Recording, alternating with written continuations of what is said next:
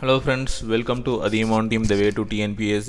இந்த வீடியோவில் நம்ம சிலிண்டர் உருளை பற்றியான சம்ஸ் வந்து பார்க்க போகிறோம். ஸோ இதில் வந்து உருளையுடைய சர்ஃபேஸ் ஏரியா, அது curved surface area, total surface area. So இதுக்கான கொஷின்ஸ் வந்தால் அந்த கொஷின்ஸ் எப்படி சால்வ் பண்ணலாம் அப்படிங்கிறத தான் பார்க்க போகிறோம். ஸோ உருளைக்கான பரப்பளவு வந்து இந்த ரெண்டு ஃபார்முலா இருக்குது. வால்யூம் பார்த்திங்கன்னா அது வந்து πr² H. ஸோ வால்யூம்க்கான ஃபார்முலா தனியாக இருக்குது. ஸோ அதை பேஸ் பண்ணி வரக்கூடிய சம்ஸ் வந்து நம்ம பார்க்க வரோம். ஆல்ரெடி நம்ம வந்து ஃபஸ்ட் பார்ட்டில் வந்து வால்யூம் ஏரியாக்கான ஃபார்முலா வந்து எப்படி ஃபைண்ட் அவுட் பண்ணுறது, எப்படி ஞாபகம் வச்சுக்கிறது அப்படிங்கிறத பார்த்தோம். ஸோ இது வந்து ஒரு சர்க்கிள். ஸோ இதனுடைய பரப்பளவு அப்படிங்கிறது πr². ஸோ இந்த அளவுள்ள டிஸ்க்கு தான் நம்ம வரிசையாக அடுக்கிக்கிட்டே போக போகிறோம். ஸோ எவ்வளோ உயரத்துக்கு நம்ம அதை அடுக்க போகிறோமோ ஸோ அதுதான் அந்த சிலிண்ட்ரிக்கல் ஷேப்பாக நம்ம மாறப்போகுது. சரிங்களா? ஸோ இந்த வட்ட வடிவத்தை நம்ம ஒவ்வொரு வட்டமாக அடுக்கிக்கிட்டே போகும்போது ஒரு குறிப்பிட்ட உயரத்துக்கு அடுக்கும்போது நமக்கு சிலிண்ட்ரிக்கல் ஷேப் கிடைக்குது இல்லையா? ஸோ அப்போது πr² இந்த வட்டத்தின் பரப்பளவு இன்ட்டு H எவ்வளோ உயரத்துக்கு நம்ம அடிக்கிட்டு இருக்கோமோ அதுதான் இதனுடைய வால்யூம். ஓகேங்களா? ஸோ இதில் சர்ஃபேஸ் கர்வ்டு சர்ஃபேஸ் ஏரியா இல்லாட்டி லேட்டரல் சர்ஃபேஸ் ஏரியா, அதாவது வலைப்பரப்பு அப்படின்ட்டுருக்கு.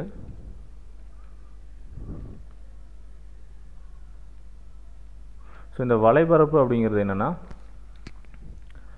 ஸோ இந்த சர்க்கிள்ஸ் மட்டும் இப்படி இந்த வலைப்பகுதி இருக்கு இல்லையா, இது மட்டும். ஸோ அதுதான் என்னென்னா 2πr H. சரிங்களா? ஸோ இந்த கர்வ்டு சர்ஃபேஸ் ஏரியா கீழே இருக்கக்கூடிய இந்த இரண்டு ஏரியா இது வந்து என்னென்னா மொத்த பரப்புக்கு நம்ம வந்து கண்டுபிடிக்கும் போது, ஸோ டோட்டல் சர்ஃபேஸ் ஏரியா நம்ம ஃபைண்ட் அவுட் பண்ணும்போது கீழே ஒரு சர்க்கிள் மேலே ஒரு சர்க்கிள். சரிங்களா? வலைப்பரப்பு அப்படிங்கிறது இந்த சுற்றியும் இருக்கிறது மட்டும்தான். மேலே இருக்கக்கூடிய அந்த அடிப்பரப்பும் அடியில் இருக்கக்கூடிய அடிப்பரப்பும் நம்ம வந்து இன்க்ளூட் பண்ண மாட்டோம். பட் டோட்டல் சர்ஃபேஸ் ஏரியாவில் என்னென்னா இந்த வலைப்பரப்பு ப்ளஸ் இந்த மேலே இருக்கக்கூடிய ரெண்டு அடிப்பரப்புகள். சரிங்களா? ஸோ அதாவது என்னென்னா வலைப்பரப்புக்கான ஃபார்முலா என்ன, 2πr H ப்ளஸ் அடிப்பரப்பு என்ன, πr². ஸோ எத்தனை அடிப்பரப்பு இருக்குது? ரெண்டு இருக்குது, 2πr². ஓகேங்களா? ஸோ இது வந்து டோட்டல் சர்ஃபேஸ் ஏரியா. ஸோ இதை பேஸ் பண்ணி வரக்கூடிய சம்ஸ் வந்து இப்போ கேட்டிருக்காங்க, அதுதான் நம்ம பார்க்க போகிறோம்.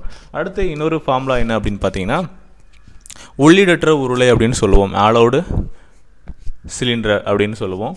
ஸோ இதில் என்னென்னா ஒரு உருளை, அதுக்குள்ளே இன்னொரு உருளை இருக்குது. ஸோ இந்த உருளையோட சின்ன உருளையுடைய ஆரம் அந்த சர்க்கிள் இருக்கு இல்லையா, ஸோ அந்த மேல் பகுதி அதனுடைய ஆரம் வந்து ஸ்மால் ஆரம்ட்டோம். ஸோ இந்த உயரம், ஸோ உயரம் எப்படி இருந்தாலும் ரெண்டு உருளைக்கும் சேமாக தான் இருக்க போகுது. சரிங்களா? அதில் எந்த சேஞ்சஸும் இருக்க போகிறதில்ல. இந்த ஆரம் ரேடியஸ் வந்து மாறப்போகுது. ஸோ இது வந்து கேபிட்டல் R அப்படின்னு சொல்லி நம்ம மென்ஷன் பண்ணியிருப்போம்.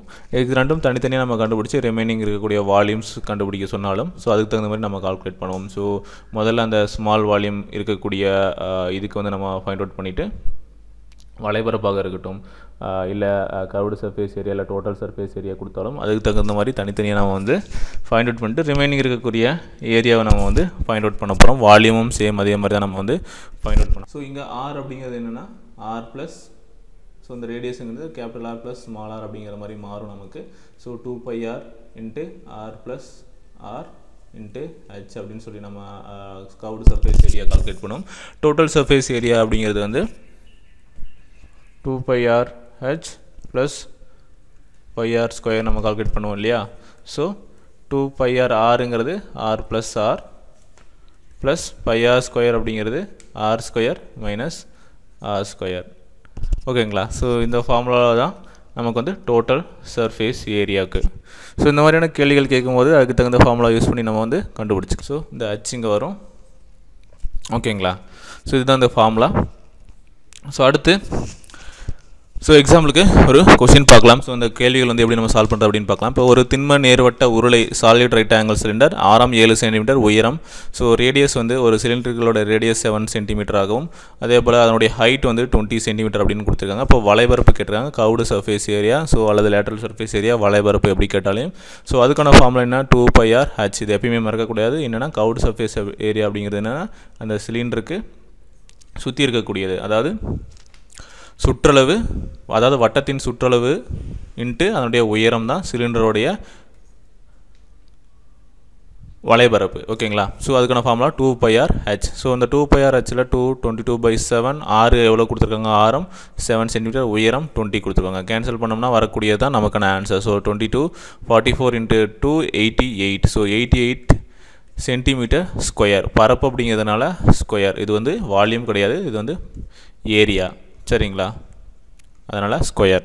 இப்போது அடுத்து மொத்த புறப்பரப்பு அப்படின்னு கேட்டாங்கன்னா, ஸோ மொத்த புறப்பரப்பு என்ன, டோட்டல் சர்ஃபேஸ் ஏரியா. ஸோ அது வந்து 2πr/h + πr ஸ்கொயர். எத்தனை வட்டம் இருக்குது, மேலே 1 கீழே 1, நம்ம அந்த ஃபார்முலாவில் பார்த்தோம். ஸோ 2. சரிங்களா? ஸோ உங்களுக்கு தெரியலனா வேறு சிம்பிள் ஃபார்முலா இல்லாலும் இந்த ஃபார்முலா வச்சு நீங்கள் கண்டுபிடிச்சிக்கலாம். ஸோ இந்த 880 ப்ளஸ் இந்த 2πr ஸ்கொயர். ஸோ இதுக்கு வந்து நீங்கள் தனியாக கண்டுபிடிச்சாலும் 22/7 × 2 7 × 7. ஸோ கேன்சல் பண்ணோம்னா நமக்கு 44 × 7.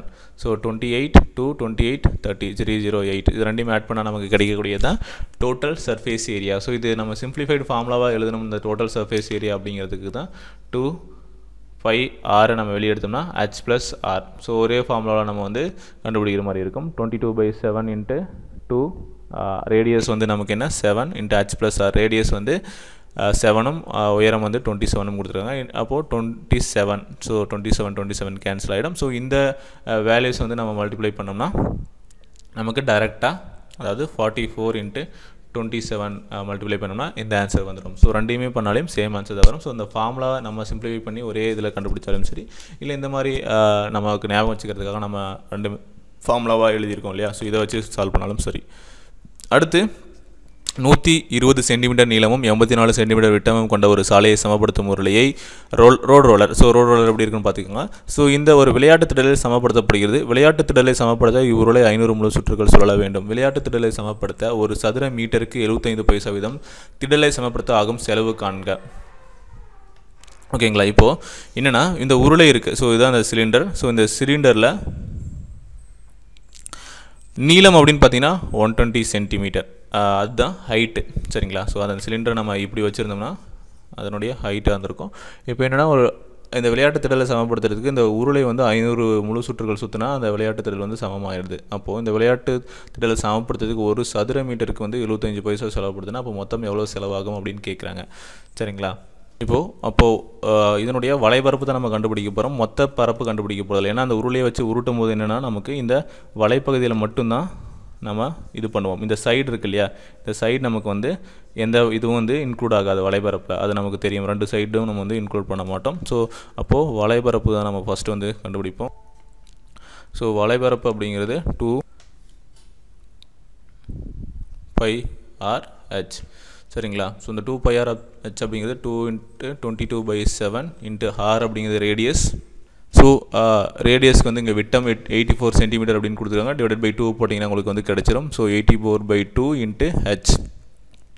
ஸோ உயரம் ஸோ 120. சரிங்களா? ஸோ இதில் நம்ம சிம்ப்ளை பண்ணும்போது ஸோ கிடச்சிரும் 12 7 84. ஸோ 2 கேன்சல் பண்ணலாம். ஸோ நீங்கள் வந்து டிவைட் பண்ணிட்டு போகணுன்னு அவசியம் இல்லை. இப்போ 84/2 அப்படின்னு போடும்போது நமக்கு சிம்ப்ளை பண்ணுறதுக்கு ஈஸியாக இருக்குது இல்லையா? அப்போது இப்போ என்ன இருக்கும், 2 இது வந்து நம்ம 7 12 கேன்சல் பண்ணோம். 2க்கும் 22 கேன்சல் பண்ணால் 11 இருக்குது. இங்கே 12 இருக்குது இன்ட்டு 120 இருக்குது. ஸோ 11 × 12 × 120. ஸோ இதெல்லாம் மல்டிப்ளை பண்ணோம்னா நமக்கு வந்து வலைபரப்பு கிடச்சிரும். ஸோ இதுக்கு முன்னாடி நம்ம சர்க்கிளில் நம்ம ஒரு சம் பார்த்துருப்போம். சர்க்கிளில் ஒரு சம் பார்த்தோம். அதாவது இந்த இவ்வளவு ஆரம் கொண்ட, அதாவது ரேடியஸ் கொண்ட ஒரு சர்க்கிள் வந்து ஒரு சக்கரம் வந்து இத்தனை முறை சுற்றுனா இவ்வளோ தூரத்தை கடக்குது அப்படின்னு சொல்லி நம்ம வந்து கால்குலேட் பண்ணியிருப்போம். அதே ஃபார்முலா, அதே மெத்தட் தான் நம்ம இங்கே வந்து இங்கேயும் யூஸ் பண்ண போகிறோம். இப்போ என்னென்னா, இங்கே உருளை, நம்ம உருளையோட வலைபரப்பு 2πr/h அதில் வந்து சப்ஸ்டிட் பண்ணிவிட்டு நாம் வந்து கண்டுபிடிச்சிட்டோம். ஸோ 2 × 84/2 × 120. ஸோ இதை நம்ம கண்டுபிடிக்கும் போது நமக்கு கிடச்சிது 12. ஸோ மொத்தத்தையும் நம்ம மல்டிப்ளை பண்ணும்போது ஸோ இது கேன்சல் பண்ணியிருக்கலாம். ஸோ இது 22 அப்படி இருந்திருக்கும். ஸோ எப்படி வேணாலும் வச்சுக்கோங்க. 22 × 12 × 120. ஓகேங்களா? ஸோ இதை மல்டிப்ளை பண்ணும்போது நமக்கு இந்த வலைபரப்பு கிடச்சிரும். சரிங்களா? ஒரு சுற்றும் போது இவ்வளவு ஏரியா கவர் பண்ணும். நமக்கு எத்தனை சுற்றுகள் சுற்றுருக்காங்க? 500 சுற்றுகள் சுற்றுகிறார்கள். சரிங்களா? இப்போது 500 சுற்றுகள் சுற்றும் போது அப்போ மொத்தம் எவ்வளோ ஏரியா நம்ம வந்து கவர் பண்ணுவோம் அப்படின்னு பார்த்தீங்கன்னா, ஸோ இதை எல்லாத்தையும் மல்டிப்ளை பண்ணால் நமக்கு கிடைக்கக்கூடிய 31680. சரிங்களா? இப்போது 500 சுற்றுகள் சுற்றுறதுனால மொத்தம் எவ்வளவு ஏரியா கவர் பண்ணியிருப்பாங்க அப்படின்னு பார்த்தீங்கன்னா 31680 இன்ட்டு 500 சுற்றுகள். சரிங்களா? ஸோ இதை மல்டிப்ளை பண்ணால் நமக்கு கிடைக்கிறது என்ன அப்படின்னு பார்த்தீங்கன்னா 1584000. சரிங்களா? ஸோ இந்த வேல்யூ வந்து நமக்கு கிடைக்கும். ஸோ இவ்வளவு சென்டிமீட்டர் வந்து நம்ம வந்து இது பண்ணியிருப்போம். என்ன?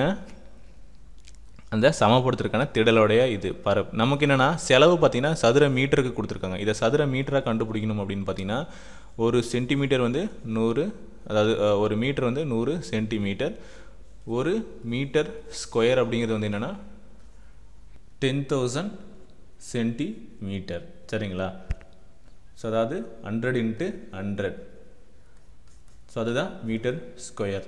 இப்போது 1584000 அப்படிங்கிற மொத்த வேல்யூக்கு நம்ம எத்தனை ஸ்கொயர் மீட்டர் இருக்குது அப்படிங்கிறத கன்வெர்ட் பண்ணணும். ஸோ அப்போ டிவைடட் பை 10,000 போட்டோம்னா நமக்கு வந்து 1584 மீட்டர் ஸ்கொயர் வந்து கிடச்சிரும். ஸோ இதுக்கு வந்து எவ்வளோ செலவாகுது அப்படிங்கிறத நம்ம கண்டுபிடிக்க போகிறோம்.